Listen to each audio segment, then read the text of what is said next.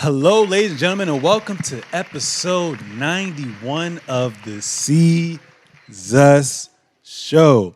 Wow, I think this is going to be my last in-person episode in quite some time, man. So to update you guys of what's going on, I decided to take my talents to the West Coast, to Los Angeles, the good old land of opportunity, just to, expand my empire and, do things that I'm very, very passionate about as well, too. So keep you guys updated with that. So I don't know when you're going to see episode 92, but hopefully you guys can enjoy this episode. I'm going to enjoy this episode. So you're going to be seeing this guy a lot virtually. He has to visit me ASAP. But before we get into today's hottest topics, you know me, I like to always rehash you guys on what happened in the previous episode. So in episode 90, it was your boy Trey Day XXIV and myself, and we talked about essentially the bubble wars, the firing of Alvin Gentry. It's crazy that more coaches got fired in the bubble,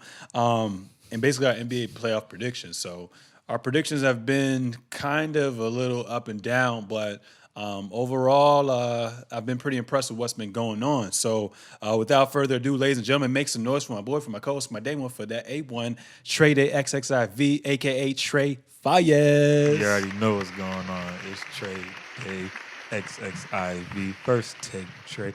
Trizzy, baby. Anything you want to call me, just don't call me broke. You heard me? What's up, brother, man? So I'll start it and I'll end with this, but man, congratulations, man. Our hosts are very gracious, highly favored, blessed host. We were really proud of you, man, from me and the rest of the team. That just makes the Seizus Show run and tick, and the friend group at large. We're proud of you, man, and we'll get back into more semantics later and stuff like that. But, man, I'm happy to be here, happy to pod. Definitely with everything going on. You already know, came in with clips loaded. You already know. Let's go. So, this is going to be a pretty interesting episode, but I would be doing a disservice if I didn't open it up talking about everything that's just been going on in the United States. And it's kind of crazy because, like, when we first had that very first episode about George Floyd and whatnot, and I'm asking you questions, and it took you a while to really get your ideas across, but in the beginning you were just like, yo, I'm kind of numb to it right now. Facts. And I'm starting to like realize what you were saying at that point in time. It's like, yo, it just feels like as time passes by, it's the same shit that's being repeated, and it's just coming to a point where enough is enough. So, for those of you guys who don't know, there was a guy who was based in Wisconsin. He goes by the name of Jacob Blake. He was a 29-year-old African American man who was essentially shot and paralyzed by the police a couple days ago, right? Yes, I think sir. it was actually August the 23rd as well, too. So, to summarize everything, and hopefully I'm as accurate as possible, he tried to de-escalate a situation where there was women involved into an altercation.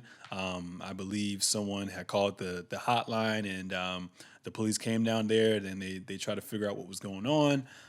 They had a little dispute, and essentially he went to go check on his 3 kids who were in the car, and there was a statement saying that he had a knife. There was an eyewitness saying that there was no weapons in his hand, but he went to his car in the driver's seat to check on his kids, and an officer fired 7 times on this guy. His name is Rustin Shesky. Shots were fired 7 times, hit him 4 times, and I believe he's paralyzed from the waist down, and I think he was in critical condition. So they say he was paralyzed from the waist down, and the doctors don't know yet if it's permanent. He also suffered a gunshot wound to one arm and damage to his stomach, kidney, and liver, and he had to have most of his small intestines and his colon removed as well, too. Give me your thoughts, man, with everything that's going on. Obviously, we're going to tie it into the NBA and whatnot, but how you feeling? So first, let's about today, right? And it's been a few days, of course, and I talked about very heavily the NBA being a distraction for everything that was going on, everything that we're seeing. Kind of some of even like the lies that that leadership maybe has been able to get off, but just the lies that we're privy to each day and kind of subjected to. It was a good distraction. I'd rather be arguing about, why PG can't make a shot, how Luka's white Jesus currently in the bubble, how TJ Warren was freaking Mega Man, you know what I'm saying?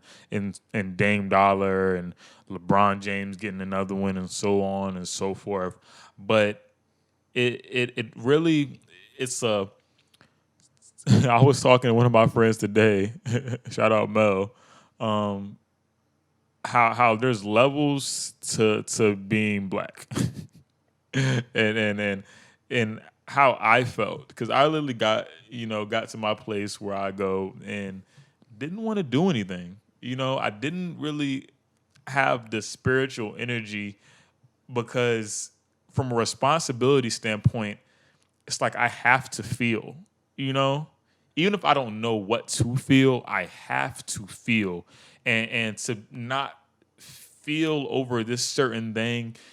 On top of, you see the boycotts and the actions taking place, which is hurting pockets, is getting noticed, and that's even driving it. So it's like, all right, my leisure, boom, it turns towards this issue, boom, but it all circles around being black, and then it comes with the issues and the regular task and accountability that I have, just of being a human and being, I guess, a man working for my lifestyle and working for, to have lights and have a fresh food and stuff like that.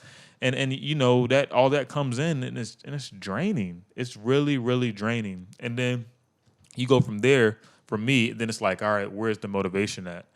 All right, let's get up. But it honestly took me about an hour. I kind of just sat there on my phone. I kind of said I needed a distraction. I was thinking about maybe I'll, hit somebody up and we can just talk, just see how they're doing. But even then, like, there's moments of this thing, and this is for me, and I know everybody has different things. That's why it's tough, because I consider myself to be blessed with the strength to kind of get through a lot of this stuff. But for me, I needed a moment. And for me, I wanted to call some people that I probably should call and check up on, but I don't even think I had the strength or the spiritual energy to check on them in this thing. You know what I'm saying? It's like, yo, you know me. I'll call you before I text you, like, real fast. Like, yo, chop it up for you for 5 minutes, say everything I need to say. There probably could have been 2 hours via text, but it's 5 minutes in a conversation, spitball it. All right, bro, I'm going to see you tomorrow. Peace. But I was just like, really this morning, just like, So picture that, and you hear about a young black girl that's in medical school, that's on the front lines, an essential worker that gets shot. So you have a day like that. Picture, a few weeks later that somebody's on the ground in a Midwestern state, and the situation but the situation pans out to where the officer is on the man's neck for 8 minutes straight, and he's saying he can't breathe. And picture how you feel after that. Picture years ago when a kid's wearing a hoodie like anybody else would be wearing a hoodie. Like, I wore hoodies, like Sebo wore hoodies, like whether what race, whether what, demographic, whether what, definitely in the United States of America, you're wearing a hoodie, you went to the corner store. I lived 5 minutes from a 7-Eleven walking growing up. It happened that the kid died from a gunshot from somebody that wanted to be a neighborhood watch, and the kid had Skittles in his pocket. So picture how you feel after that. But picture how that is on a daily basis, and then picture how, you've had to have these conversations with your mother, your father, your grandparents, with each other, with your younger siblings, with you internally, with when you drive past the police, and I wouldn't even say the police, but when you're in situations where it's not all people that look like you, and you rarely ever are in situations where everybody looks like you, living how we live and achieving and aspiring what you want to aspire, you're rarely in spaces where everybody might look like you, and you're always planning an escape route, thinking of what would I do in the worst possible scenario, and how if this goes totally wrong, can I make it out with just my life? And then you add living, trying to live, trying to be happy, and then you add being concerned for the others around you that have those same thoughts and might not deal with them the same way you do. And then you got a three-headed snake. You have the monster from Hercules that heads keep coming and keep coming, and you know it's difficult to say the least. So when we talk about how I'm feeling, how you're feeling can be one thing, but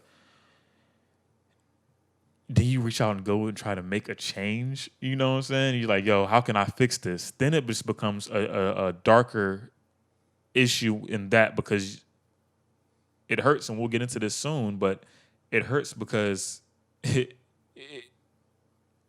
might not be the exact same formula, but it's a remix and it rhymes every time. It remixes and it rhymes every time.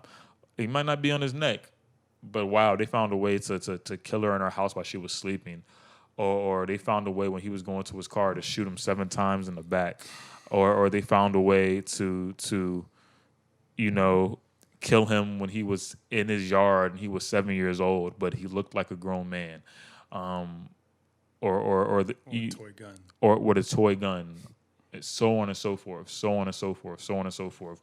So this the spiritual part, just in that, you know, is and these words are easy to say, but when you're sitting down and you're surrounded by people that don't care, aren't privy, or can go and close their door to the issues, you know, can really close their door to the issues and then come back and talk about it only as an inconvenience for them, only as an inconvenience. That was perfect. Only as, hey, you know, you're protesting last night. I didn't get any rest. Or, you know, the traffic was blocked off. It took me forever to get to work. You know, or, you know, they should protest differently. You know, that's one way to protest, but breaking stuff is not the way to protest.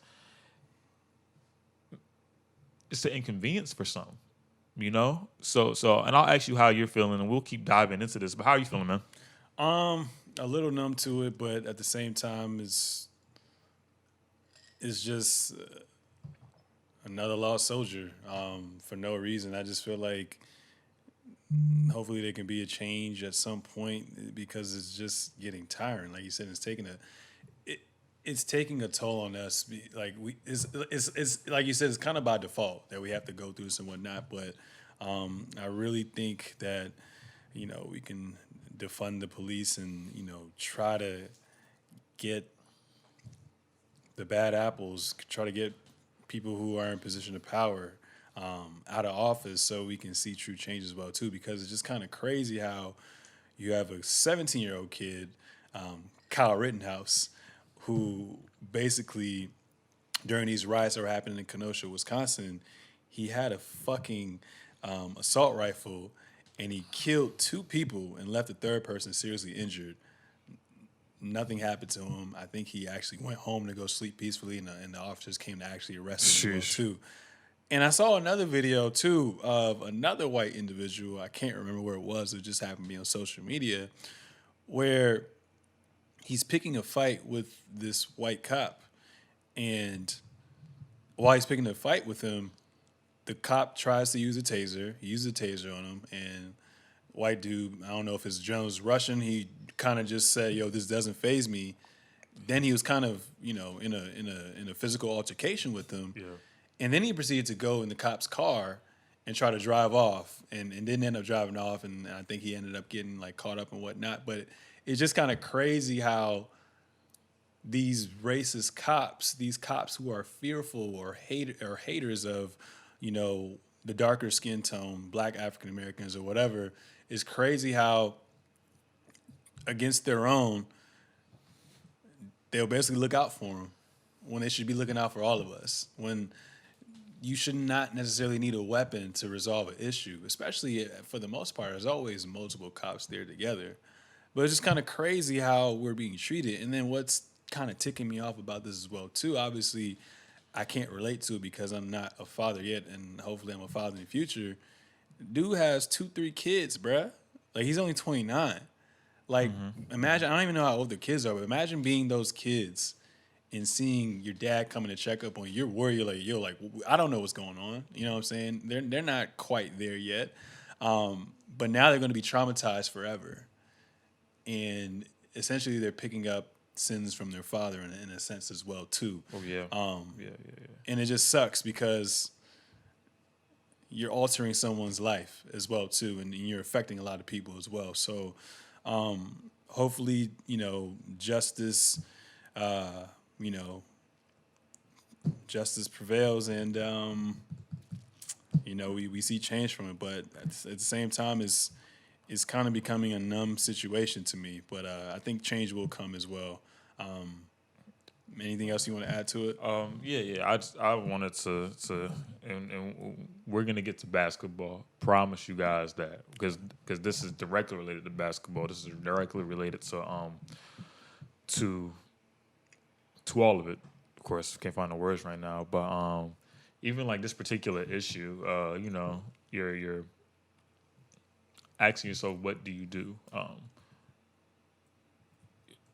It's scary enough to maybe be detained by the cops because we've seen what happened to said Sandra Bland, who, for all intents and purposes and all evidence that is common sense, was alive when she got put in the police car, and from the mugshot, she wasn't alive when he took the mugshot.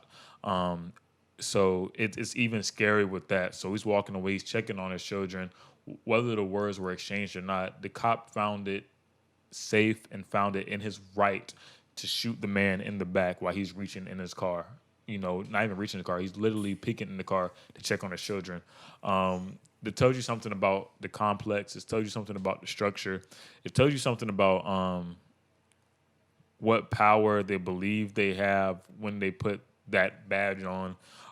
When it comes to the certain group that they're dealing with, and just a day, the 24 hours, 40 hours afterwards, we saw light and day. We saw, I won't even say Duke's name, that had the assault rifle that killed 2 people.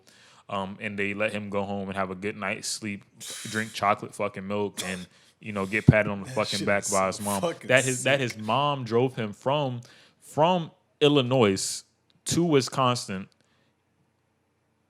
gifted him the rifle because he can't go buy it himself. So his mom drove him across state lines, gave him a rifle, and then proceeded with that same privilege, fueled snowballing, going down the hill, picking up momentum across state lines, given the rifle. Then he parades in front of police after shooting 2 people and then gets into a confrontation with an officer, as well as tries to steal a car while around armored vehicles. If I see one cop, I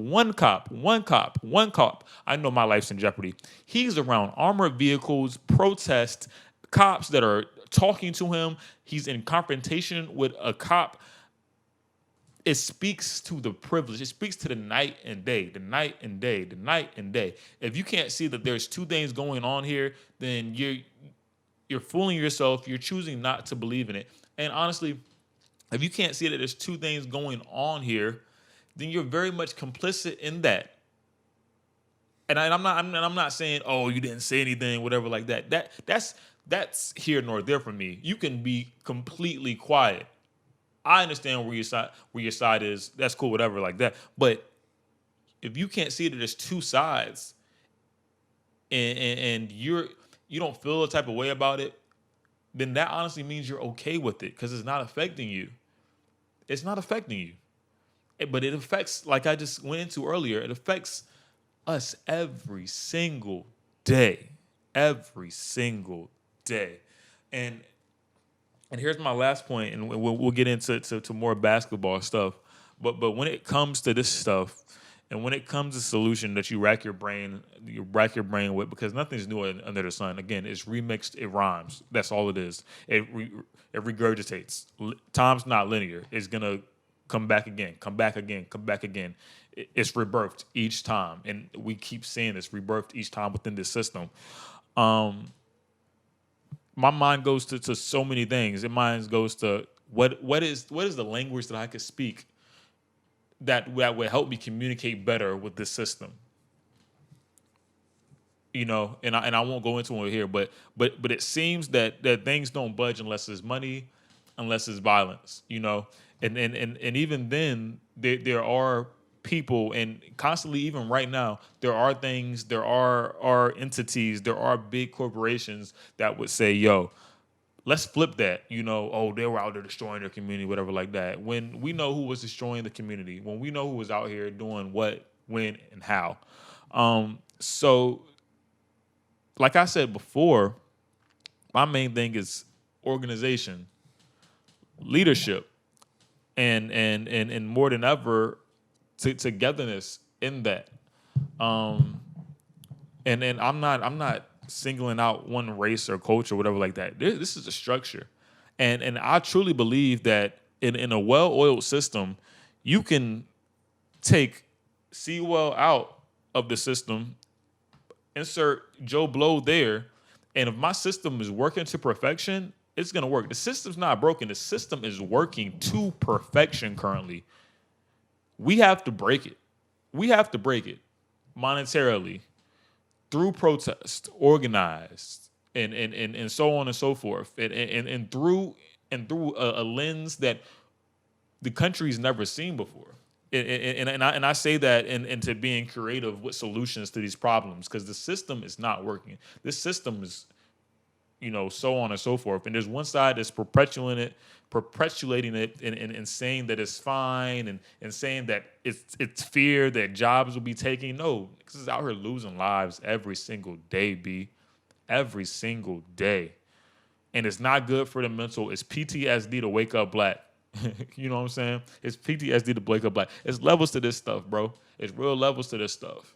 You know, and like Malcolm X did at the end of his journey, when he went to his pilgrimage and stuff like that, and he realized that, yo, you know, I saw people with blonde hair and blue eyes praying to the same God I pray. I saw people that look just like me praying to the God I pray, and so on and so forth. Mm-hmm. That this can come together, and we can fix this system. Mm-hmm. We can fix this system no matter what race background you come from, but we have to make a system of our own while dismantling this system. So for me, it's not black versus white. It's this system and people that choose to buy into this system and are cool with this system of brutality and punishment and incarcerated slavery and so on and so forth, versus the people that are damn fed up with it. You know what I'm saying? So we have to figure out how we're going to treat each other this next 100 years, how we're going to teach, how we're going to approach, how we're going to do everything. Because if not, we're not going to keep going forward. And the powers that be are only going to tighten their grip until we can't no more. But we have to come together as black, white, this, that, the third. You know what I'm saying? And I'm not singling nobody out. I'm saying you either with it or you're against it, and we have to figure out a way to keep it going. That's mine on that. For sure. So make sure you guys go out and vote, and just continue to use your platform, big or small, and keep spreading the awareness and getting people woke as well too. But moving on from that, going into the NBA as well too. This past Wednesday took a huge twist, huge twist, I would have to say.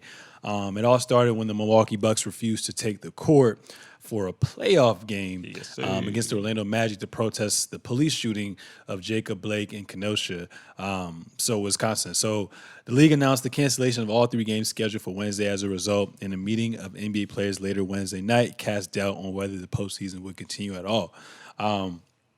So The unprecedented decision to postpone the games was quickly followed by a couple different leagues. So you had the WNBA who postponed their games. You also had ladies. the Brewers who postponed their games as well too.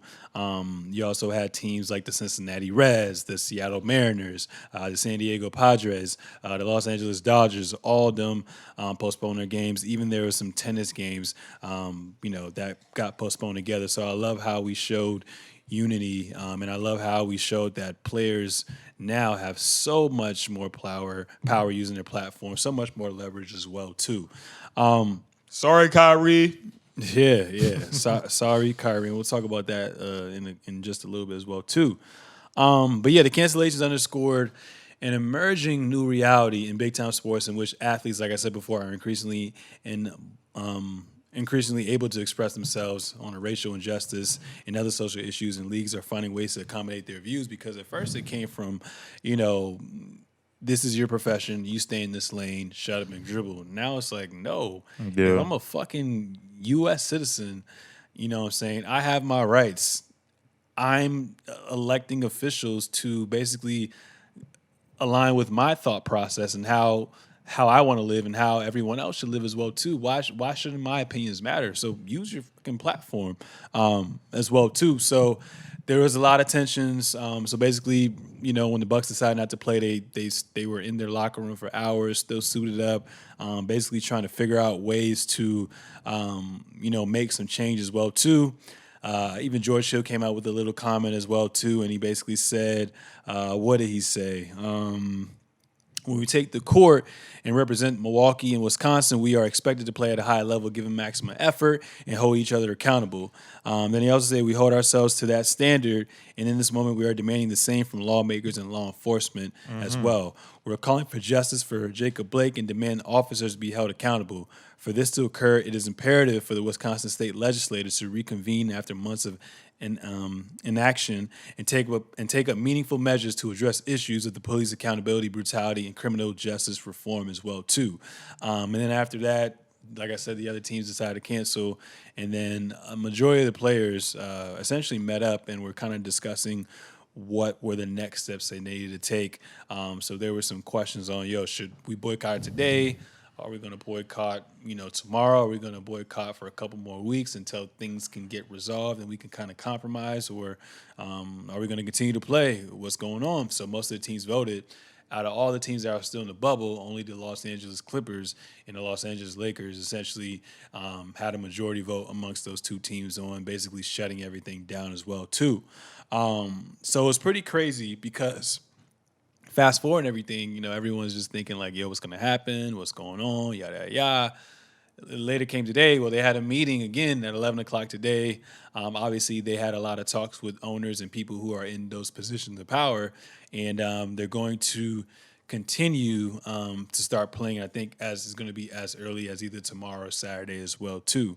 But yeah, it's kind of crazy that you say sorry, Kyrie, because before when they first made the announcement of the NBA basically players going back into the bubble, playing the 8 regular season games, seeding games, and then going into the playoffs, Kyrie was the first guy who basically said, fuck this. Yeah. We need to take money out their pockets. We need to essentially try to have an impact on our community, how this society is ran as well too. And we're just not going to take this bullshit no more. So we should boycott the rest of the season. If it's going to hurt our pockets, it hurts our pockets in the short term. But let's hurt their pockets as well too. And let's force these people to confront their problems, to confront everything that they hate about themselves.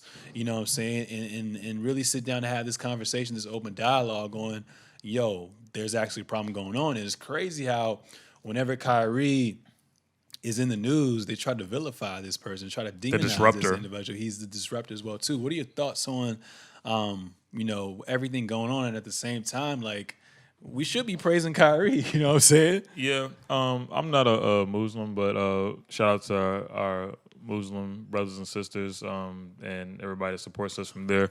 But I am a student of Black liberationists and Black activists, and again, going back to Malcolm X, he said, and this was funny because at the end of his book, in his autobiography, he said, just as sure as you watch, he's like, I've like poked the bear pretty much, and everything that I have done in my life, they were gonna marginalize it and turn it into just maybe one thing.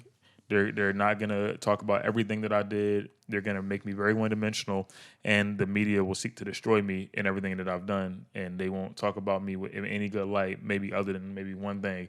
And all that we hear from Malcolm X is always like, "Yo, by any means necessary." Not once was that even said in his book. You know, that's crazy, and and it's always pitted against each other in our short curriculum of civil rights. Martin Luther King versus Malcolm X, which honestly, if you look at it in a very historical sense and in a very like educated sense, that these two people were not against each other as well. They had different ideologies for the same goal, and not calling Kyrie either of them. But when you see the media attack him for things as such and statements as such, and you look at where we are as a people, as a country, and stuff like that, at first common sense is like, yo, why would Kyrie say not play? Now it's like, yo, I get why he's saying not play, because like it's gonna happen again. We need to make sure this stuff is actually gonna, they're gonna follow through with it. Because once they just want us to go off and run and be distracted and stuff like that. So I get it. I understood it. I think I was all for what Kyrie was saying before. There's always different ways to the same goal, but at the same time, if anything, this for the masses has to acknowledge Kyrie as the open thinker and the understanding mind that he is, and even you have to dig deeper than what the media just portrays about Kyrie and this situation. And I think even more to that, and I'll wrap it up here. It was interesting that the two LA teams, the biggest market in NBA currently. That's the biggest market. LA market is the biggest market in NBA with Kawhi, PG, LeBron, AD, and supporting cast. The biggest market in the NBA voted to not continue the season. That's a telltale sign. And they're saying they're going to start it up. They're, whatever they put out, say, yo, we're going to try to start it up. We're going to resume the season. Cool, but there's major power in those two locker rooms. So we'll see how that plays out. We'll see. Maybe it'll come out to why they said that and just their thinking. But there's major power in those two locker rooms. Yeah. So let's say, for instance, because you can leave the bubble anytime. So let's say if, like I said, the Clippers and the Lakers, like you said, they're the two biggest markets. We expect one of those teams to be the champions at the end of the day. Let's say if both of them just said F it and left the bubble. Do you think every other team will follow suit? I think that we get the biggest PR stunt that we've seen from the league in the bubble league thus far, of saying, "Oh well, the league has decided not to continue playing in the bubble." And I want to say shout out, but on a two-pronged thing. One, I want to say shout out to the players for stepping up, right? And how we received the news, because you have to look at news at a few angles, right? You see the news that, the Bucks are not coming out. So we can say that, hey, the Bucks really started this thing, this domino effect, saying it talks about not playing. We heard about Bucks and Toronto. And Celtics, yeah. And the Celtics. And we could argue that Toronto's not even honestly an American team. It's in the National Basketball League. Right? But all the foreign talent on that team, you know what I'm saying? So we can argue that both of those teams kind of started that. And then, but it's still marketed as, the universal day of protest, it leads into protest. But so shout out to the players for being on the forefront, because you really can't cover up the truth that much. You can't. So the players chose to do that. Boom. The league had to deal with it, and then they marketed it as protest. As well as, the league not really coming out and just saying like, yo, we've decided to take a day off in solidarity. It was all our idea.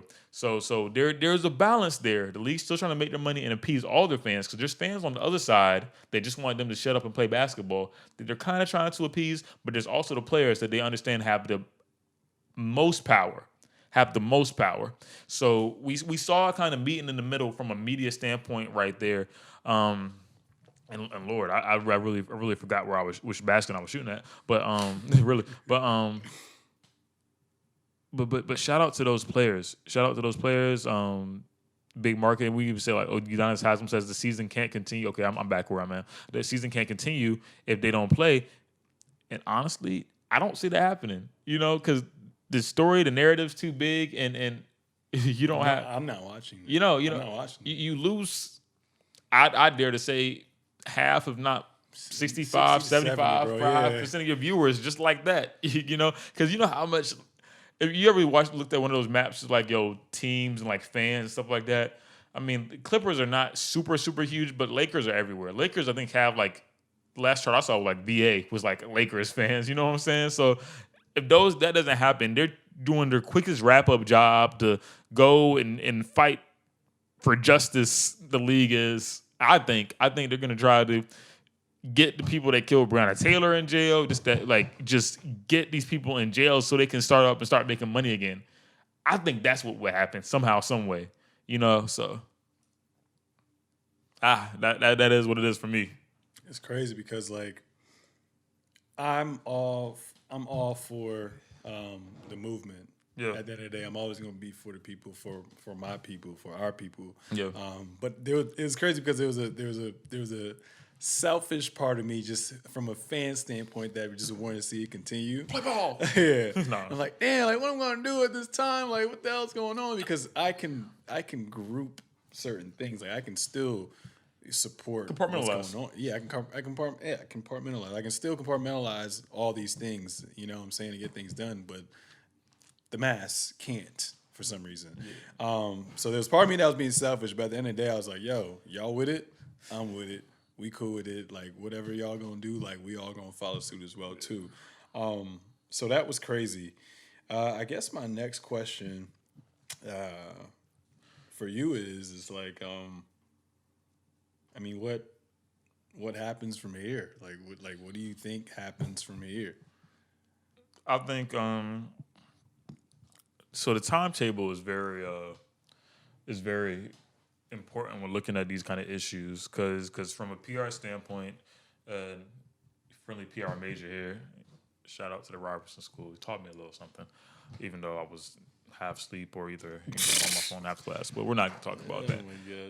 But timing is very important. So I'm approaching this like a PR crisis, So what I put out is super important. If I think there's some semblance or some kind of way that this is actually going to work out in our favor, I'm putting that out fast and alerting our fans, because you lose marketing dollars, you lose money just by people being in limbo nowadays, because it's the information age, so you lose money like that. So it's like, boom, the league will start up. We haven't had a date when it will start back up, because we have to replay these game fives. We have TV contracts. You know what I'm saying? None of this is really, none of this stuff is really, really working just up front. But we have to put it out so you feel good. It's like a bedtime story in a burning house. It's like, yo, the prince saved the princess and whatever like that, but let me go put out this fire.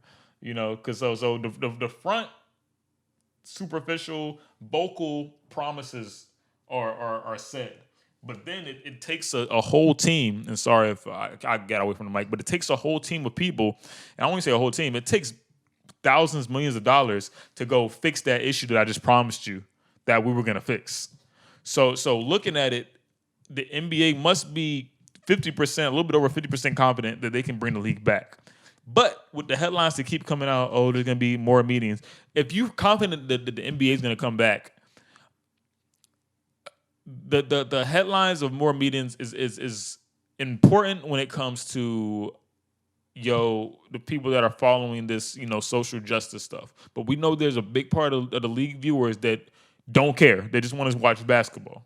And when you look at that in the two-pronged thing, and damn, I got lost again. But when you look at it in a two-pronged thing, it's saying, hey, we're good over here, but on this side, we might not be playing basketball.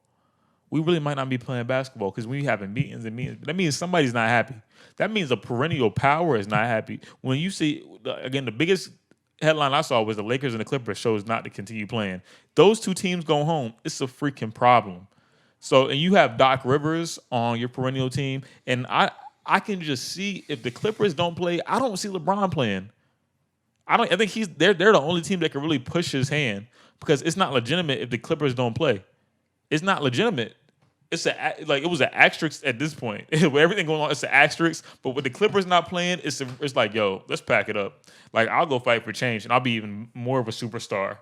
You know what I'm saying? Like, if I'm just thinking about me as LeBron and as a PR, which I know he doesn't think like that. That's not really sick, or it's just, it's things that go through your mind. But let's pack it up. Let's fight for my people because I have been doing that. I got my rings. Cool, whatever. So there's stuff behind it. On top of that, I'm hearing reports that they got Michael Jordan. I'm just gonna hoop and sell my shoes, Michael Jordan, to go and talk to the players and to get them to go back on the court to figure out, what are you gonna accomplish here? I think that's the most detrimental question. I think that's the most, I won't say ignorant, but that's the most insensitive question to ask. What's next? After somebody, if you realize what we're not doing this for, somebody got shot 7 times in the back, is paralyzed, is handcuffed to the bed right now. He's handcuffed to the bed right now. He's paralyzed. He can't walk and go anywhere. He's handcuffed to the bed. What can we do next is the dumbest question that I want to hear after I finish protesting. You know what I'm saying? So what can we do next? It's like, no, we got your attention. What are you going to do next? Let's be real. Let's really start potting here. What are you going to do next? Stop asking us what's next. Stop asking the people that have been oppressed what's next, right? Because if you really give a damn about that or us or about anything going forward, what's next comes from you. The person that speaks first loses the deal in an offer in a debate type scenario. So it's like, all right, here's the offer. The first person to speak loses the deal. Stop asking us. You're putting us in a compromising position that we just took a stance on. You're asking us to bend over backwards again. It's like, no, it's time for you to bend and show us that you care about us. Because if not, then we need to rethink this. Yeah. Inside, in me, I think we should rethink it regardless. But for the people out there on the front lines and the NBA, players have first and foremost put themselves in a first line type scenario. And I won't get that confused with the people that are protesting, are marching. That was out there with a 17-year-old boy, and they have been out there in the face of men that are carrying assault rifles when people are out there just singing and marching and stuff like that. I won't confuse that with that. But the NBA has put themselves in a frontline scenario when it comes to this new sports protest thing. So to ask what's next, or to get your old goat, your old face of the league, and come back and says what's next. That ties. I'm gonna wrap it up here soon, but that ties back into the system that I was telling you about. That ties back into the system. I can replace you with Joe Blow, but if the system's working, I replace you with Michael Jordan. But if the system's working, you know what I'm saying? It's gonna work to perfection. So to ask you, so what are you gonna do next, is the most insensitive question to ask. Mm-hmm. That's what it is. No, I feel that. So I can't really comment on that because I don't know exactly what was said behind closed doors. So maybe that's the report that you read, but it would make sense.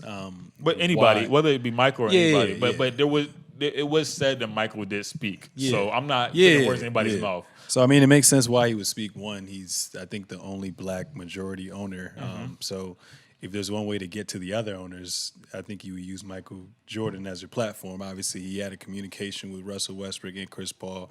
They're all a part of the Jordan brand as well, too. So talk to him. I think, being a former player and being an owner, seeing it from both sides of the field, he's trying to be that middleman and trying to truly bring about change at the same time. And I feel like he kind of has to come out and say something because if you followed his documentaries close to like all we did, he was very apolitical during his very much so reign as an NBA player as well too. So very much so. From what I heard, it was more so just more so listening than action. And it seems to me what they were talking about is them having an open dialogue on what can they do to essentially move forward as well too. Now I do think he's a businessman at the end of the day. So Businessman, not a businessman. So yeah, let him as a businessman. I do think at the end of the day, he kind of probably told them like, "Yo, like from the player's standpoint, my nigga, like I gotta get paid. these owners, I'm an owner too, but these owners, bro, they gonna lock you guys out next season just to get a new CBA to pay y'all less. So at the end of the day, it's like, is it even a win-win, lose-lose? Like what's going on? So that's pretty interesting to think about as well too. So yeah, we're just gonna continue to monitor everything and see what happens as well too. Like I said, right now they're saying that they're gonna play. If somewhere down the line they end up saying scratch that, and I wouldn't be shocked at all, to be honest. So we'll continue to monitor everything and see what happens. So we can only really take it a day at a time as well. So honestly, I would want to stop here, but the fact that I'm not going to be recording an episode for quite some time, once I get adjusted, we're going to keep it going and try our best to talk a little bit of actual basketball as well too. So we'll keep these short. Let's try to keep them each topic under like 3 minutes or so as whatnot. So the Pacers fired Nate McMillan. They fired all the black coaches. That's crazy, right? Which was shocking, right? Get out of here. All right, first Fizdale, then we got dude for Pelicans. Now we got Nate McMillan. But anyways, the Pacers fired him, and they were the 4th seed this year, which was crazy. He had 4 seasons with them, starting the 2016-17 season. Out of 319 games he's played, he was 183 and 136.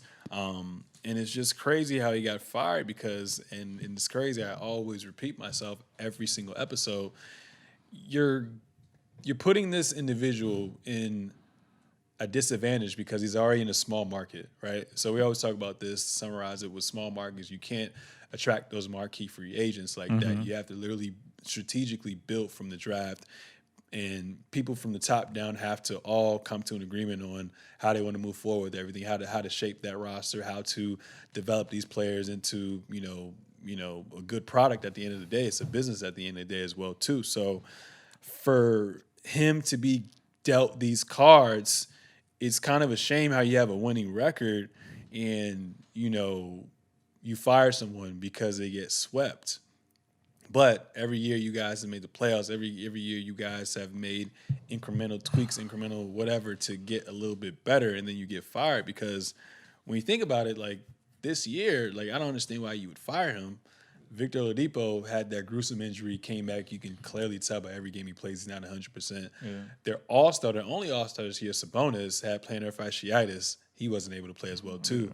Malcolm Brogdon's been battling neck problems. Everyone forgot about Jeremy Lamb, who's a pretty good piece for them, has been out basically most of the season. Why has he been out? I think he had ACL injury, I want to say. Yeah. And then you have Mega Man, in which he said T.J. Warren, who's also playing through a foot injury as well, too. Megatron. So, Megatron. T.J. Warren, who's also playing through a foot injury as well, too. So you're just kind of like, bro, like, what do you expect? We're not fully healthy. What do you think's going to happen as well, too?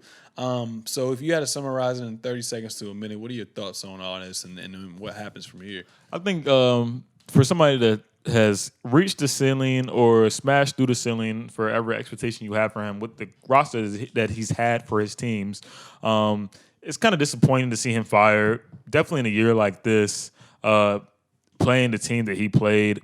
And maybe it's a larger conversation to have once again about coaches of color in the league, but even so, it goes back to the small markets, and how do you make it appealing for players and coaches alike? Because right now it looks like trash, and I think you really need to shake it up. If I'm the commissioner, if I'm league leadership, so shout out to Coach, the Pacers coach that just got let go, and he'll find a job. I think quick, fast, and a hurry if he wants someone. He was an amazing coach. He was always a contender in the league for a small market, contender in the East for a small market team, and he developed players pretty well. Oladipo. Did he have PG there when he was there? Maybe not. No. But even with his roster, he was always maybe a few games behind or a game or so off from that next level. So shout out to him, and we'll see what happens from here. He actually may have had PG there. He had PG there for one season, and that's when they made the playoffs. And I think that's when they got swept by the Cavs as well, too. But he was literally the only person there as well. So LeBron James.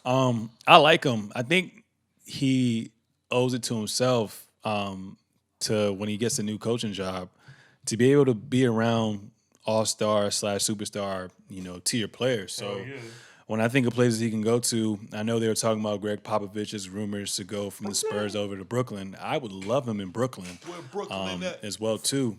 I would love him in Brooklyn, and then I would also love him with the Pelicans as well too. If that spot's still available for a person of color, that would be fire. I think he's very defensive oriented. He's a player's coach and just brings the best out of everybody. Why do we have to say that for a person of color? Why not for a good coach? For a good coach.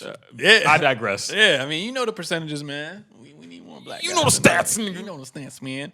Moving on from there, we're going to make it quick as well, too. Another firing took place. Brett Brown.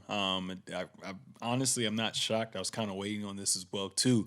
So Brett Brown played a total of 565 games. His record was 221 and 344. Obviously, it's a little skewed because of the trust of process going on as well, too.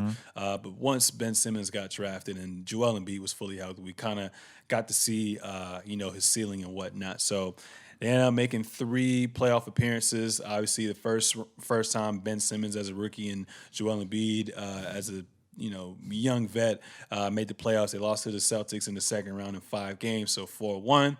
And then the next year, they lost to the Toronto Raptors in 7 games, obviously, with the infamous bounce from Kawhi Leonard. And then the next year after that, which is this season in the bubble, obviously Ben Simmons goes down, and they're 4 they lose 4-0 as well, too. So do you think he deserved to get fired, and do you think he's going to find another job elsewhere? Because I kind of feel like I think he's a good coach, but I feel like with the philosophies that he's trying to have on the court, I just feel like the superstars that he has can't really accomplish that goal. That's my spill about it as well. But what do you think? So maybe system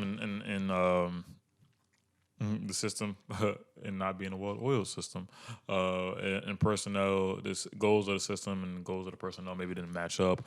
I think maybe they'll find him a better fit elsewhere. It was tough to watch Philly at times, and honestly, but if you look at it, your other superstar has an injury, and they was a shot away. I always bring this back up, a shot away from beating the defending champs. So. There's 2 sides to every coin. So he can't be that bad if, he was 1 shot off from beating the defending champs. So we'll see what happens with Brett Brown. I can see him getting another job somewhere, maybe bounce around. I'll probably go to a younger talent like the Chicago Bulls or something. Just start from the bottom and work your way up as well, too. So as long as the goals align for him. So we'll see what happens. Yeah, we'll see what happens from there.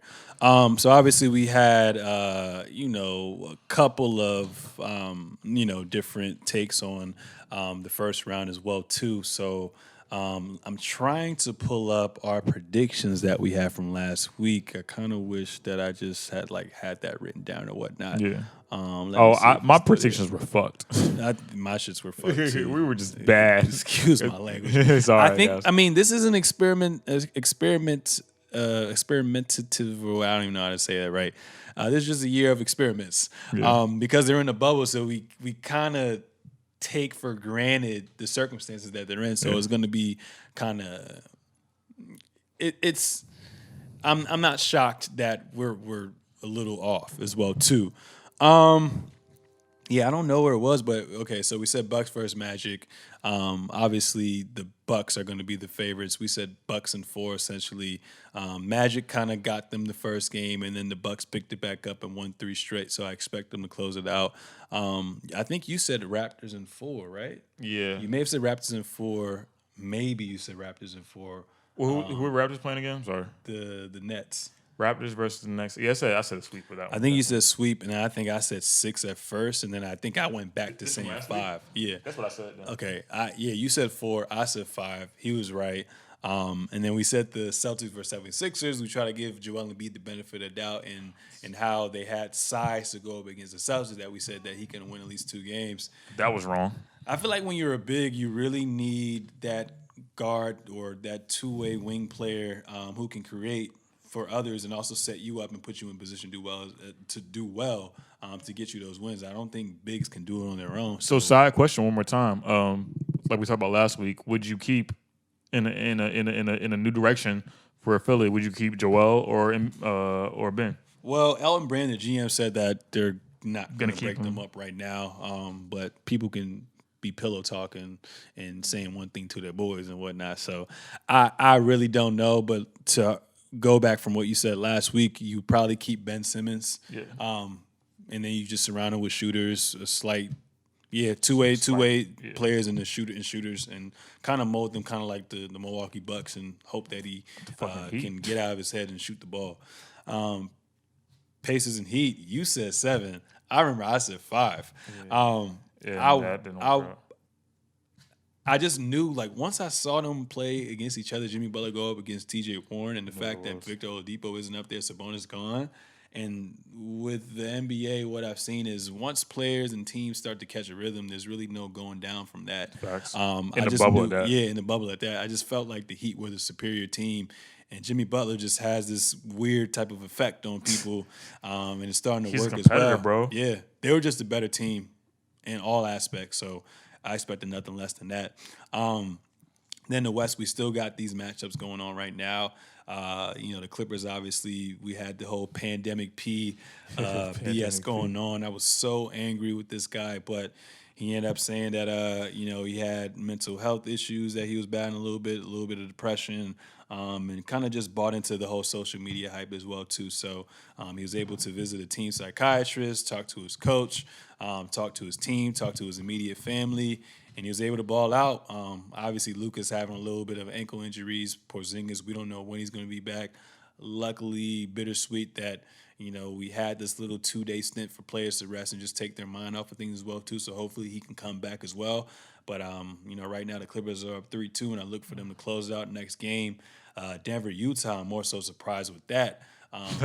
Denver actually went down 3-1, obviously. You said it, though. Yeah. You said you got a person called Spider Mitchell. And young D-Wade, bro. That was golden. That's going to age well. But, yeah, man, he's killing them. He's killing them, bro. On top of Jamal Murray came back, though, with a vengeance, but I really thought he was going to get them out the way. Yeah. But no, Donovan Mitchell's killing it. So shout out to you for that hot take, for that good bro. take. Yeah, Donovan Mitchell up next, bro. I would love to see him in another team, but he's doing just fine in Utah right now. So they're up 3-2. Obviously, they're up 3-1 at one point.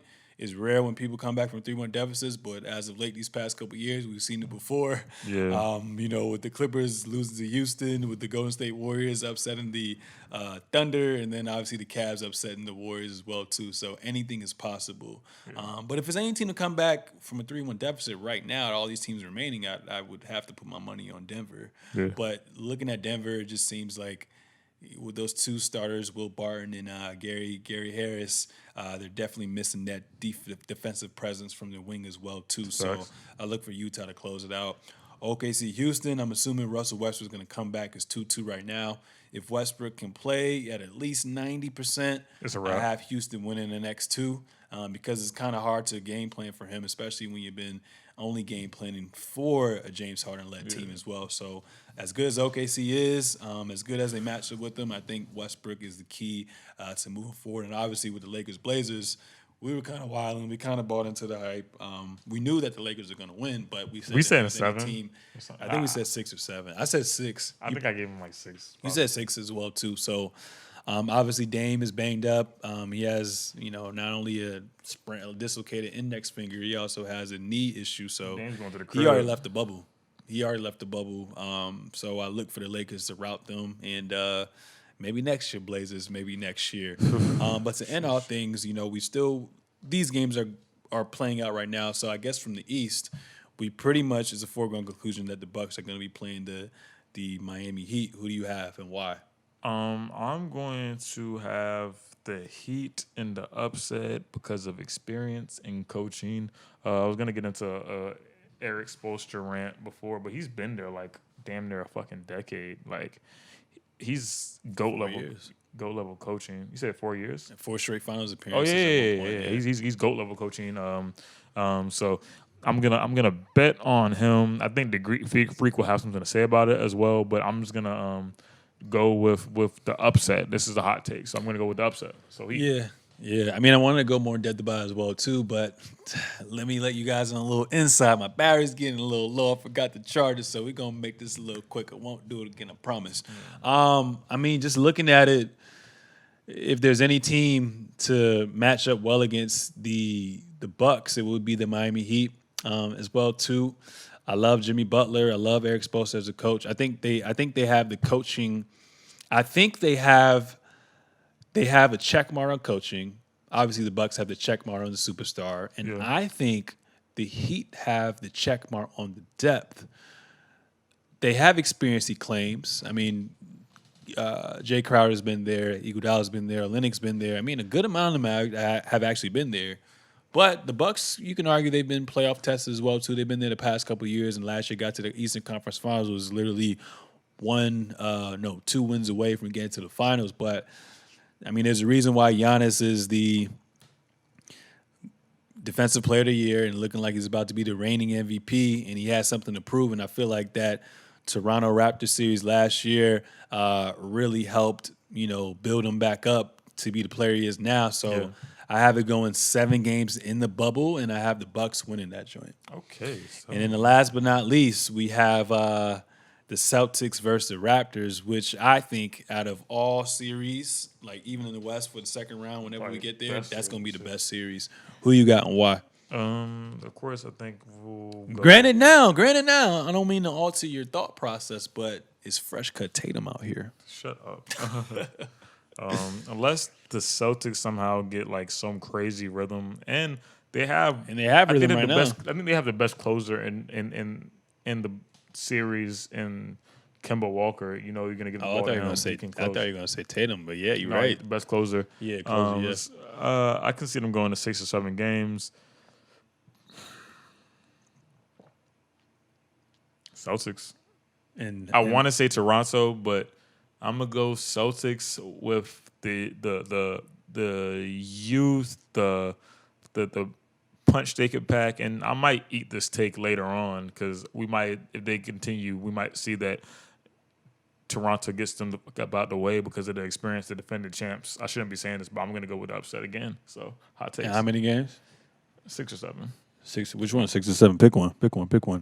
If the Celtics get them out of the way, it's gonna be in 7, but Toronto would be in 6. Okay, so you have the Celtics upsetting the Toronto Raptors in 7. Yes. Okay, cool. So this was a tough one for me. I really didn't know where to go because it's literally like a flip of a coin, to be honest with you.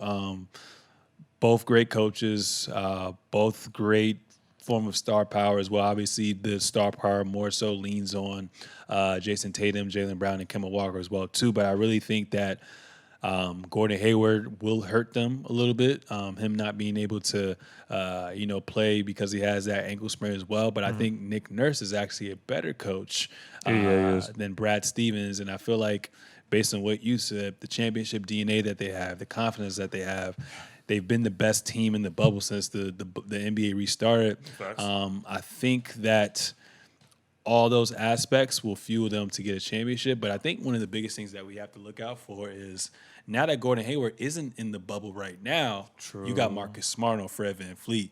And if Fred VanVleet gets shut down or gets bought a little bit, then I might have to go with the Celtics. But this is going to be a tough one. I got the Raptors in 7. I think you're going to put Kyle, and Kyle Lowry has an ankle injury right now, too. I don't know how severe it is. So it's very up and down type of thing. But I'm putting Kyle on Kemba.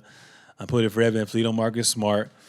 I'm putting OG to start off on Tatum. I'll put Siakam on Jaylen Brown, and then I'll put Marcus Gasol on Theus. So I think they have the depth, and I think they have that championship DNA to get them over the top. So I'm going to go with the Raptors in 7 in the bubble. Okay. So, ladies and gentlemen, that was episode 91 of the Seezus Show. Last episode for the time being in Richmond, Virginia.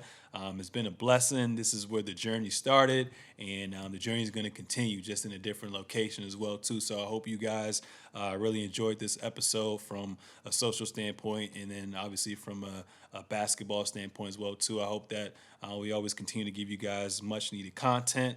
When you're driving, when you're down, when you're working out, when you're doing whatever to kill that busy time where you're just an NBA fanatic. Definitely subscribe, rate, comment on the Seezus Show at TradedXXIV at Sir Seezus. Any last words, man? Thank you, man. Thank you for letting me come up here and talk my bullshit with you for the last year and a half. Super proud of you. Like I was telling you like a week ago, like I knew it. I knew what it was. Like just proud of you. I knew you were gonna do what you said you was gonna do. That is what it is. You're incredible within yourself. Got to give you kudos to you, give you your flowers, your Bentleys, your Rolexes while you're here. You know what I'm saying? You know what I'm saying? I'm proud to be beside you. I'm happy for you going where you're going. And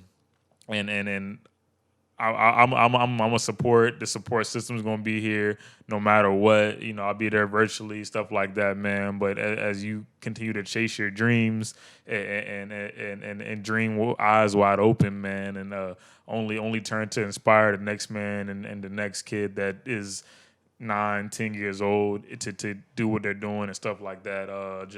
You got my energy, you got my power, Captain Planet Unite type shit. You know what I'm saying? So shout out to our host, our very gracious, highly favored, humble host, Sir Seezus. That's all I got for the end of this one, man. So shout out to Seezus, the Seezus Show. This is episode 91. You already know what it is, man. We got our fist up. We brothers, this is how it goes, baby. You already know.